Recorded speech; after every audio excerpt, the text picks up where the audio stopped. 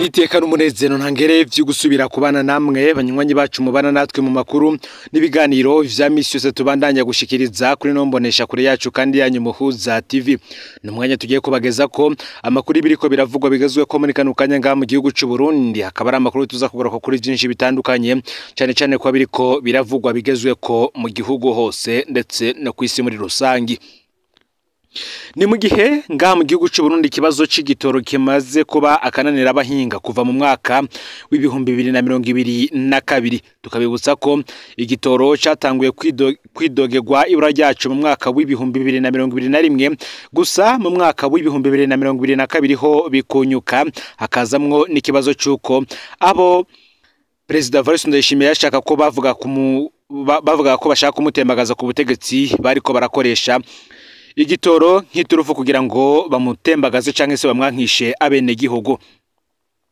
Sivyo gusa kuko no mu mwaka w'ibihumbi 2023 President Evariste Ndayishimiye yarabivuze ko mu mwaka w'ibihumbi 2024 ho ibintu birinyuka gose gushika naho bamwe batanguye kuja baragenda n'amaguru aho bahora biyunguruza bakoresheje imiduga canke se ibindi bitandukanye. Muri Kigarama umwaka w'ibihumbi 2024 hari umutegetsi ngo yabujije ko igitoro kiza mu Burundi nkuko tuza kubigaruka ko ni mu gihe muri uyu mwaka ho bene amastation nabo badashaka kuja gutora igitoro ngo muri Sopebu. Bamwe bakavuga ko hari amwe mu majambo President Ndayishimiye ashobora kuba yaratangaje abesha cyane kubirabana n'ikibazo c'igitoro we ubwiwe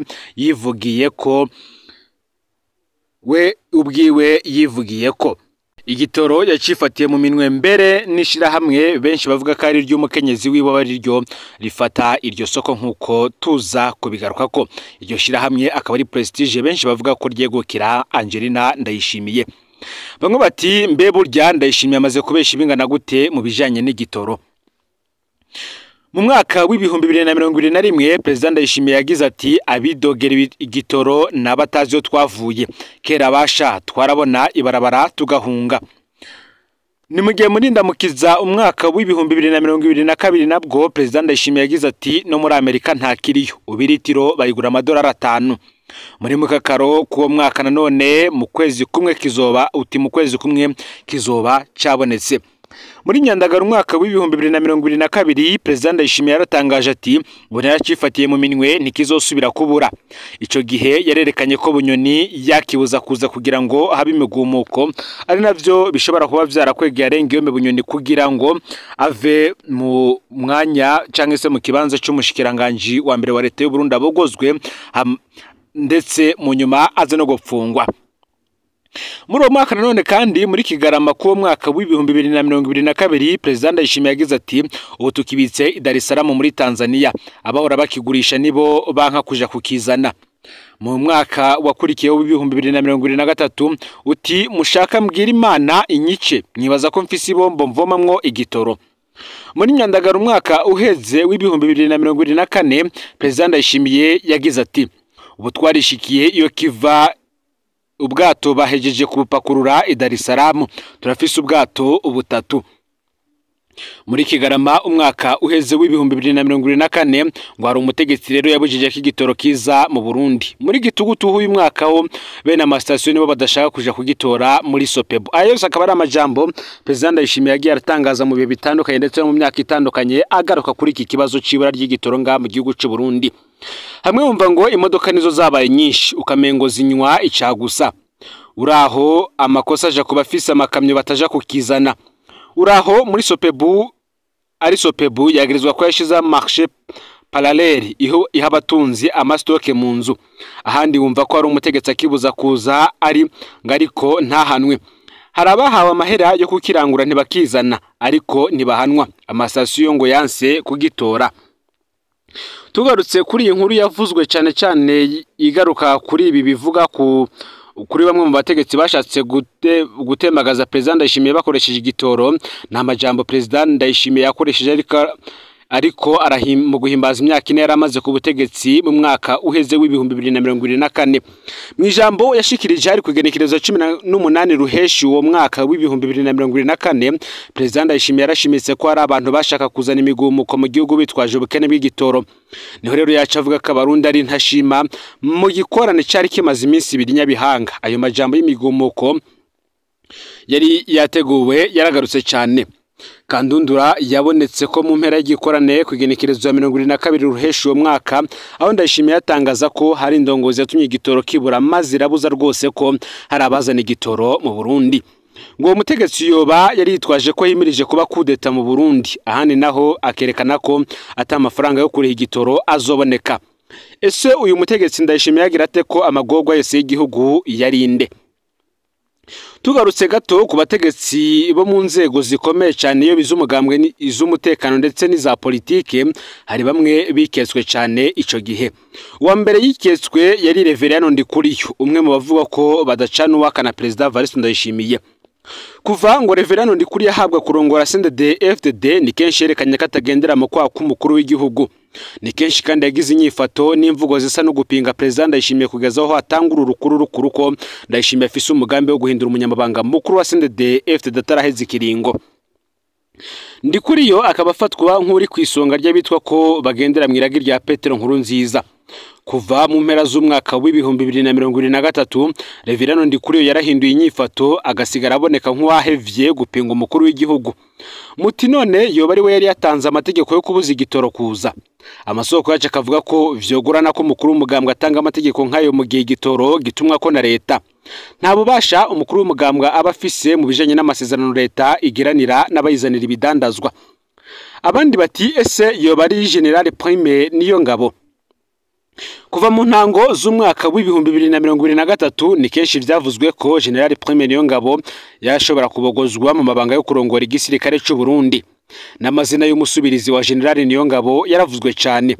Amasoko yacu yaremeje ko hari abasirikare bakuru bahoze muri CNDD-FDD basavye President Ndayishimiye gukora General Niyongabo.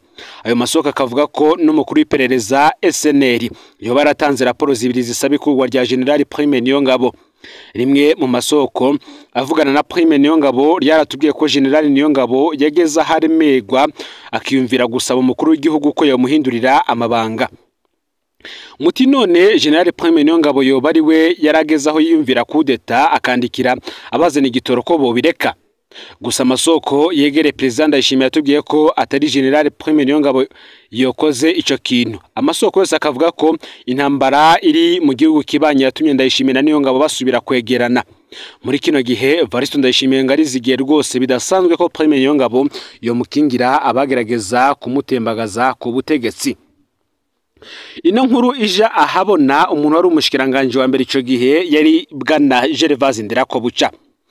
Kuva Gervais Ndirakobuca igihe yavugiye mu nama nshinga amateka katanyisha afise ku kibazo c'igitoro ico gihe akiri umushikiranganje wa mbere, abegere President Ndayishimiye barashavuye cyane. Hari inkuru yagiye habona yavuga ko hari imigambi yo guhagarika General Ndakugarika yari yarafashwe mu iperereza mu gihe yari guhirahira agatangaza katanze imihoho akiri umushikiranganje wa mbere. Bigashoboka ko nabo ku ruhande rwa President Ndayishimiye nabo boba bagira bari bashakaga guta kuri Gervais Ndirakobuca ibijanye n'ibara ry'igitoro.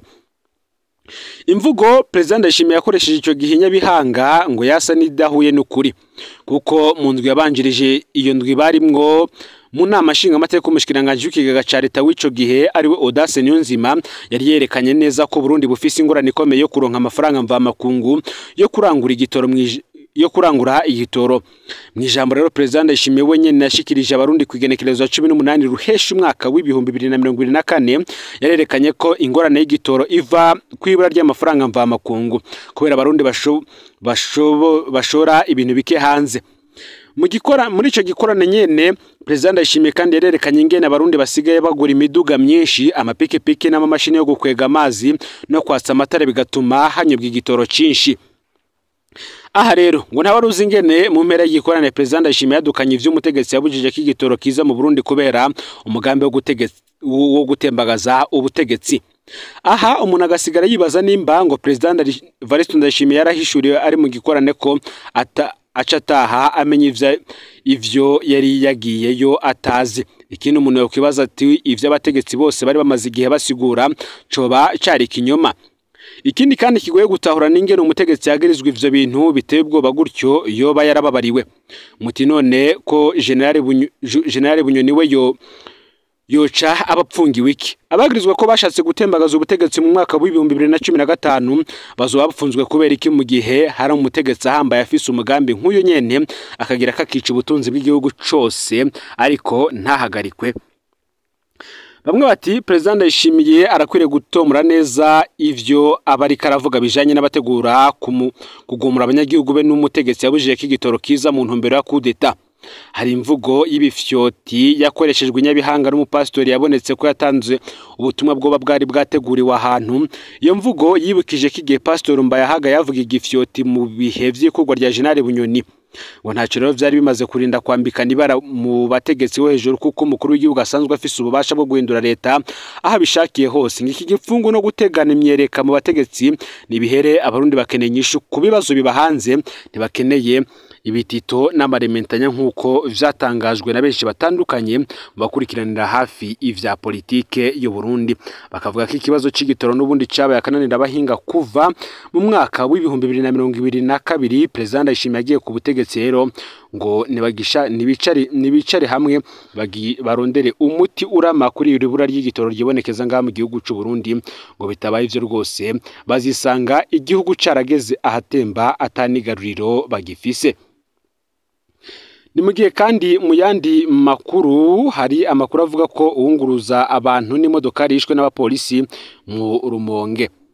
Hakaba hari abagabo babiri bakubiswe kandi gushika barapfa Igitega ngo amatati y'amatongo n'akaboregwe birashigwa imbere.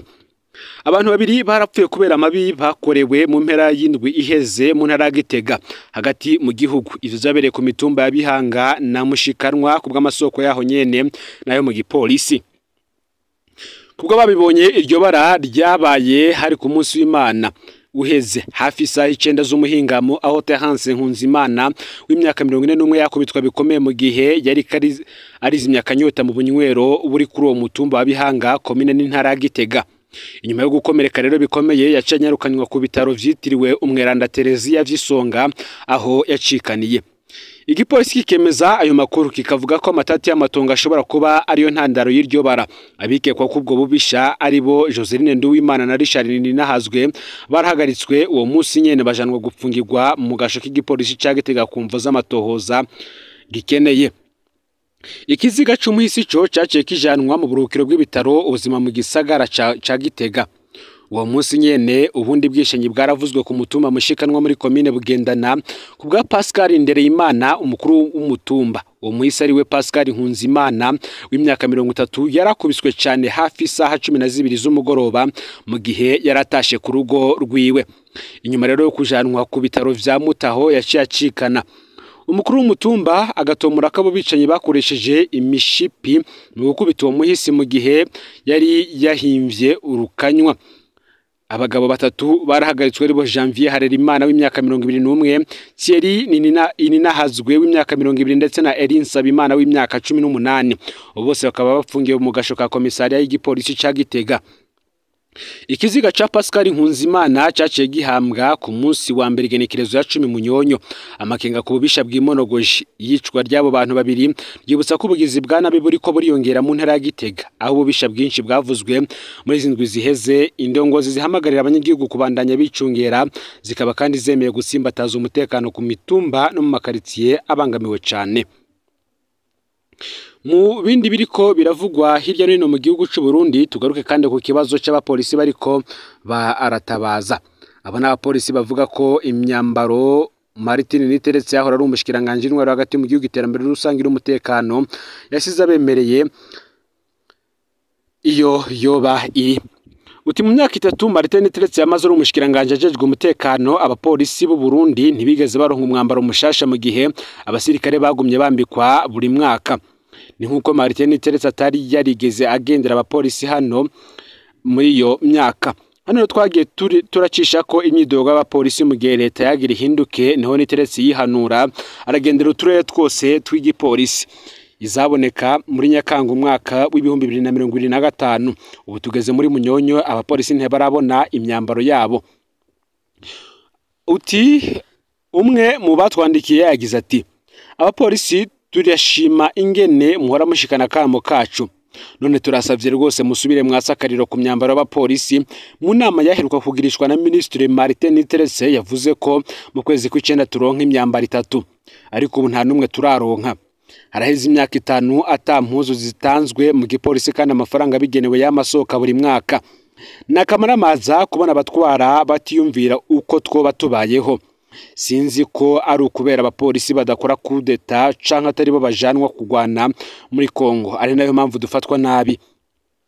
Uti ni gute abasirikare bo baronka buri mwaka twebwe amafaranga yacu nitumenye ico akoreshwa, ngo leta nimwe nidufate kumwe.